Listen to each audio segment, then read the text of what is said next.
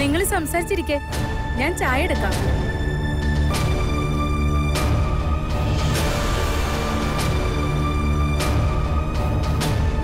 എന്തു പറ്റിയടി? ഒന്നുമില്ല. നീ സ്കൂളിൽ നിന്നാണോ? നീ എന്തെന്ന് ലീവ് എടുത്തേ? ഒരു സുഖം തോന്നിയില്ല. അതെന്താന്ന് പറ. അങ്ങനെ പറയാൻ മാത്രമൊന്നുമില്ല, ഒരു അൺഈസിനെസ്. അതെന്താ പെട്ടെന്ന് ഇങ്ങനെ വരാൻ?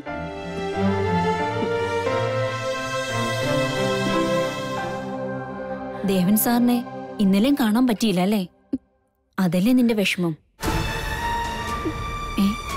അല്ലി, എന്തു പറ്റിയടി? പറ അല്ലി, നിനക്ക് എന്താ പറ്റിയത്? അല്ലി, എന്താടി? നീ കരയാതെ കാര്യം പറ.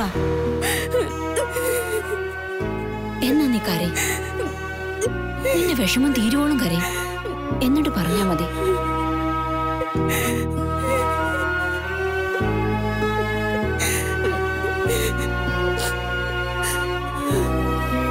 മതി മതി കരഞ്ഞത്.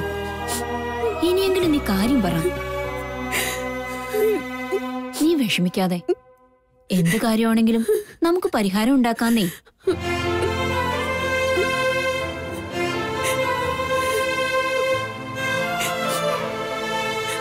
നീ എന്താണെന്ന് പറ.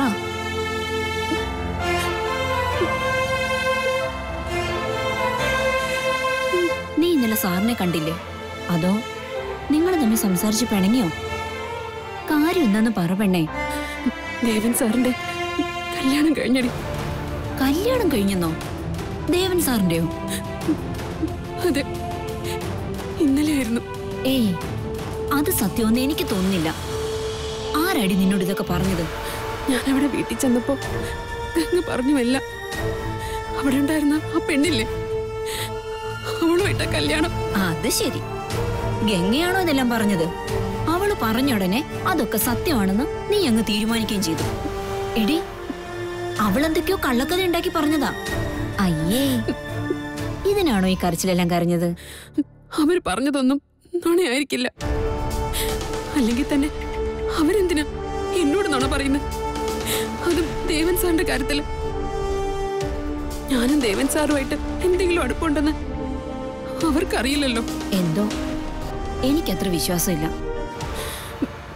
അത് മാത്രമല്ല സുനന്ദൻ, 2 ദിവസമായിട്ട് ദേവൻ സാറിന് എന്തോ ഒരു മാറ്റം ഉണ്ടായിട്ടുണ്ട്.